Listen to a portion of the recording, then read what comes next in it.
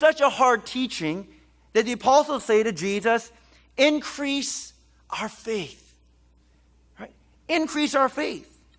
And it's interesting how Jesus responds. Jesus doesn't say yes. Jesus doesn't say, okay, you need more faith. He just says, if you had faith like a grain of mustard seed.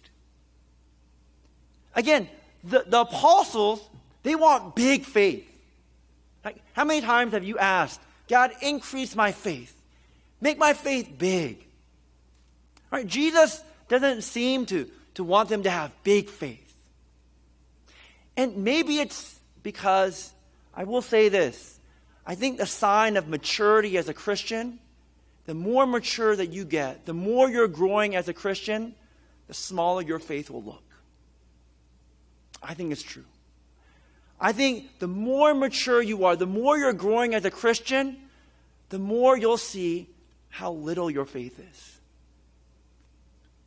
See, I don't think it's the more mature you get as a Christian, your faith looks so big that my faith is so big it's better than everybody else's.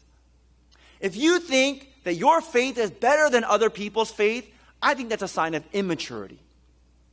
I think a sign of real Christian maturity is recognizing how small, how little your faith is. But again, Jesus seems to commend little faith. Right? And I've said this before, I can't spend a lot of time on it, but I'll say, what determines the strength of your faith? Hopefully you remember this. I've said this before. What determines the strength of your faith? The strength of your faith is not determined by how big your faith is. Right? The strength of your faith is determined by who you're putting your faith in. Right? The strength of your faith is not dependent on how big your faith is. The strength of your faith is determined by who or what you're putting your faith in. So I give that example of ice, right? You have to jump in, and there's this lake, and you need to jump, and you don't know how thick or thin the ice is. But let's say the ice is really thin, but your faith is really big. And you're like, oh, I know that this ice will hold me. You'll jump. It doesn't matter how big your faith is. If the object of your faith is weak, your faith is weak, right? So if that ice is weak, your faith is weak. But let's say your faith is small, and you don't know if this ice will hold you, but this ice is like 3 feet thick. Even though your faith may be little, if you jump on this ice that's like 3 feet thick, because the object of your faith is strong, that's what makes your faith strong, right? And so it really isn't about the size of your faith. It really is about the object of your faith. Like, who are you putting your faith in? And then Jesus ends with this story, and all goes together, about this servant. And, if your servant does what you command him to do, are you going to thank him? I say, surely no. And then he says in verse 10, so also, when you have done all that you were commanded. And again, what were we commanded? We were commanded, you must forgive, right? That's the command. As difficult as it is, right? You must forgive. When you have done all that you were commanded, say, we are unworthy servants, for we have only done what was our duty. We just did what was our duty. Like, what's duty? Duty is doing what you're told, right? But duty is doing what you're supposed to do, right? Duty is doing what you're supposed to do. Forgiveness, I'll say this. Why should you forgive? If nothing else, because Jesus tells us to.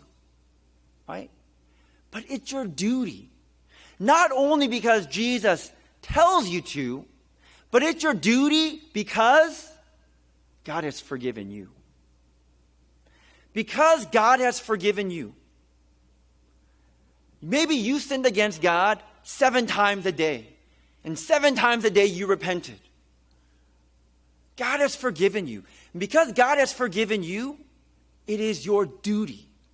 Again, not only because Jesus has commanded it, because that's what Jesus has done for you. This is what Jesus is saying. When you forgive somebody 7 times, don't pat yourself on the back and say, oh, Brendon, good job. You're a real good Christian. You're a real mature Christian, man. I mean, you just forgave this person who did terrible things to you. It's your duty. You shouldn't be impressed. You shouldn't be waiting for people to say thank you. Oh, wow, Brendon, that's great that you did that. I mean, the master wouldn't do that to a servant.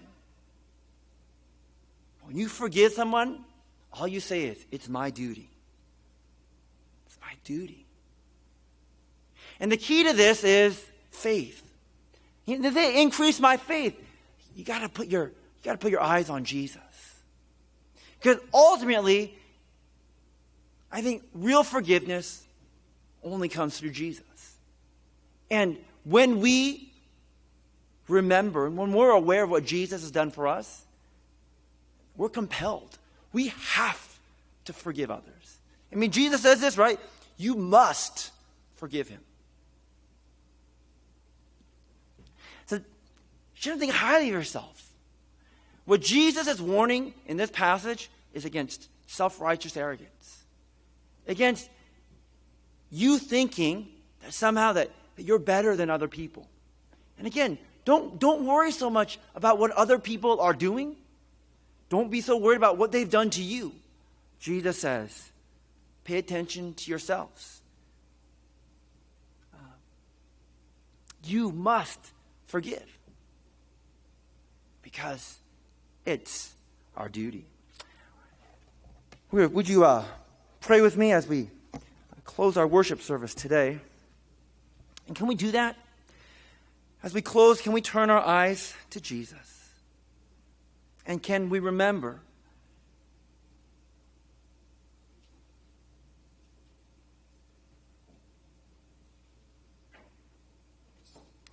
how God has forgiven us?